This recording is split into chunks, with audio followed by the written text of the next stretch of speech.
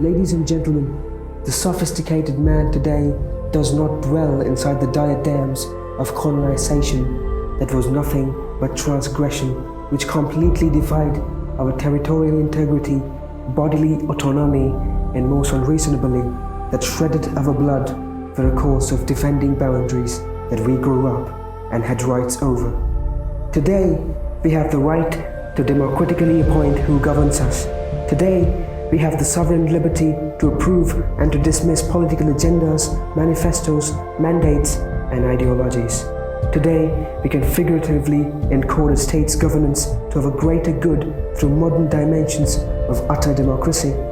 Although there are few powerful regimes trying to take over the world by slithering into the flows of world peacekeeping instrument, we have to appreciate the fact that we are not under a powerful villain's tyranny anymore, and that obviously is thanks to the United Nations, to the United Nations Security Council and its mandate.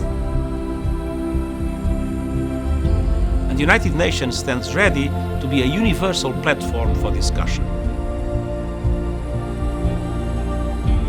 It is well known that the integrity of civilians in a country is protected by the principles of non-interventionism. The United Nations Charter not only makes it a privilege, but also stands as a hurdle when it is abused. This documentary will focus on the whereabouts of the provisions of the United Nations Charter that is highly related to non-interventionism.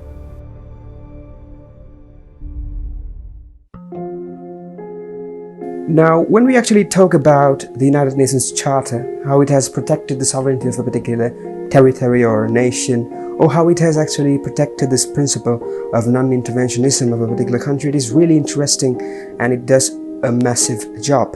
And also in the meantime, it is really interesting to see how it has given the power to the United Nations Security Council to, initiate a humanitarian intervention whenever they feel like there is something happening inside a particular territory that disturbs human dignity, and that obviously is through United Nations Security Council resolution. So how it has laid out everything, provision after provision, chapter after chapter, is really interesting, and it needs to be analyzed.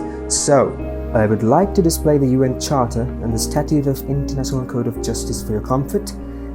There you can see it.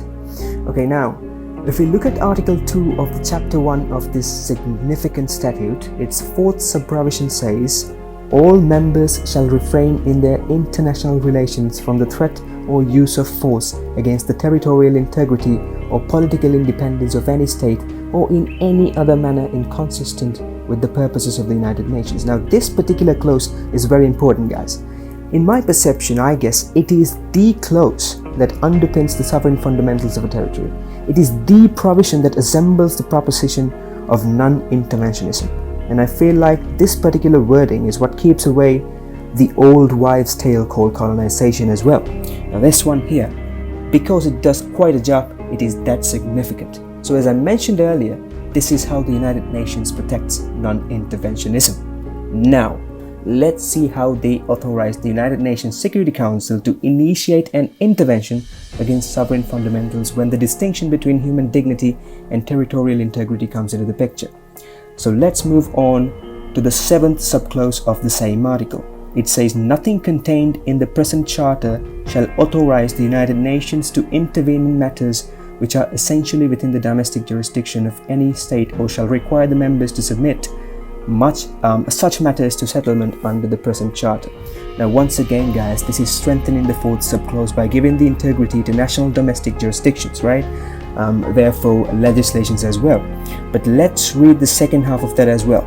It says, this principle shall not prejudice the application of enforcement measures under Chapter 7. Wow, what is Chapter 7?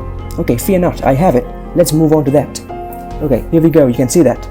Now just look at Article 39 of that. It says, the Security Council shall determine the existence of any threat to the peace, breach of the peace, or act of aggression, and shall make recommendations or decide what measures shall be taken in accordance with Articles 41 and 42 to maintain or restore international peace and security. Now guys, forget Article 41 and 42 for a moment. This one here, the 39th one, it is very important because this one identifies the role of the United Nations Security Council. It says the Security Council must determine, okay, nothing else, but determine a threat to peace, right? Now, talking about threat to peace, there are 5 types of them, guys. There are humanitarian crisis, human rights abuses, overthrow of democratically appointed governments, international terrorism, and last but not least, the failure to disarm weapons of mass destruction. By the way, when I said the 5th one, did you all think about the US of A? If so, welcome to the club. Okay, so there are threats, okay? Now, they're the threats. Those 5 are the threats that the United Nations Security Council must determine. The others are the breaches, and the 3rd typo is an act of aggression, okay? Now, when these happen, the Security Council must determine them. Okay, now what? You give them the power, you identify their power by saying that they should determine such threats and breaches. What will you do after determining? There's got to be something, right? That's why we have Article 41 and 42, for the sake of world peace and security. Now, those 2 talk about the 2 types of interventions. 41 says the Security Council may decide what measures not involving the use of armed forces are to be employed to give effect to its decisions, and it may call upon the members of the United Nations to apply such measures. Okay, these may include complete or partial interruption of economic relations and of rail, sea, air, postal, telegraphic, radio and other means of communication, and the severance of diplomatic relations. Now guys, this says that the United Nations Security Council must first look forward for an intervention that is not military, that does not involve armed forces, right? It can be something like an economic sanction that I talked about in the 2nd episode of this particular video series. So if you're interested, go and watch that particular video after this one. Anyways, a non-military humanitarian intervention must be the first option the United Nations Security Council must opt for as per the Article 41. Okay, now when that measure is proven to be inadequate, if that particular measure is proven to be inadequate, then in comes the option mentioned in Article 42.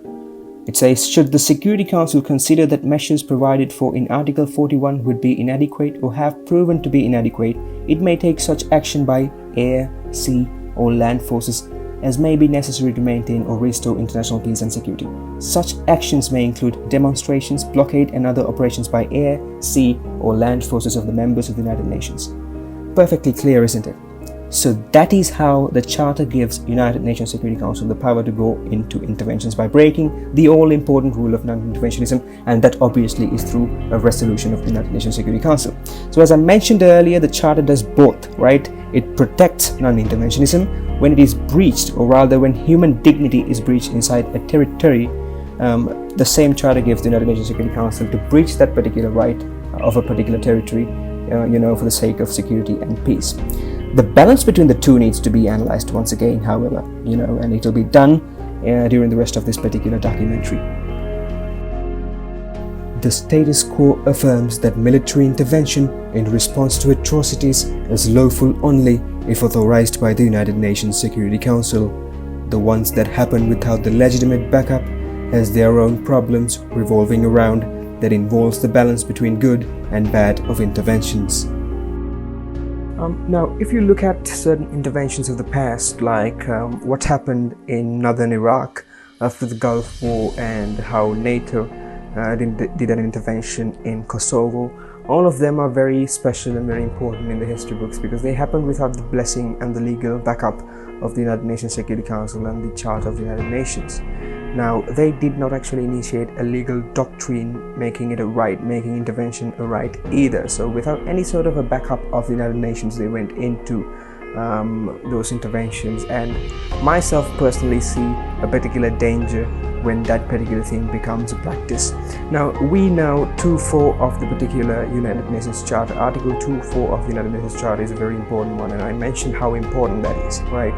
It is the provision, as I mentioned earlier, which holds us back without letting us go into those barbaric ages once again. So it is that important. Now, you can see the United Nations Charter, although it has a provision in it which gives authority to the United Nations Security Council to go into an intervention, it still respects 2.4. You can see that through 2.7, it just supports 2.4 by saying that jurisdiction of a particular country must have integrity, and it lays out an exception saying, okay, if you're desperate that something bad to humans happen, then you have your authority as an exception, and it will be powered up by Article 39 of Chapter 7 of the United Nations Charter. Now that's how UN Charter does it. But when outsiders come in and create a particular practice in which that intervention becomes something so normal that they will do without the blessing and the authorization of the United Nations Security Council, that is going to absolutely challenge Article 2.4 of the particular charter, which I believe is something absolutely detrimental that could happen to the world right now. The ones who do such interventions tries to justify their actions by referring to the goals of the United Nations Charter and their treaties. However, the Article 27 of Vienna Convention on the Law of Treaties 1969 says such nations can't invoke provisions of internal law as justifications for failure to perform a treaty obligation. Now, if the countries in the world have, decided against signing those treaties and conventions and ratifying them, or have actually signed them but has kept reservations on those important provisions that, give authority to the United Nations, then the importance and significance of the world peacekeeping instrument is challenged by one man's dictatorship. That is going to be dangerous. So what I say is that the United Nations General Assembly must pass a resolution which creates a legal doctrine that has the binding effect, which says that any country with the need of intervention must go through the procedures mentioned in the United Nations Charter, and that is obviously through the United Nations Security Council, and that is the only way of solving such detriments. Now, if you look at what happened in Iraq, intervention happened, it failed. In my personal opinion, it failed. It did nothing but, atrocity. The ones who intervened, what happened after they found out that there wasn't any sort of a weapon of mass destruction? They were supposed to leave, but did they leave? No, they did not leave, because it was their own decision, so they did what they wanted to do. But had that been taken, or had that been authorized by the United Nations Security Council, the Security Council must have, already wiped out all the illegal soldiers present in such territories. So that could be a very, very feasible thing that could have happened in that particular time period. But that never happened because it was one man's dictatorship which occurred, or rather caused that particular intervention. And that is not healthy to the peace structure of this world, and definitely not healthy, or is not having a very good effect on the goal of the United Nations. So that is going to be dangerous, and that's why we feel like such things should be terminated from the system.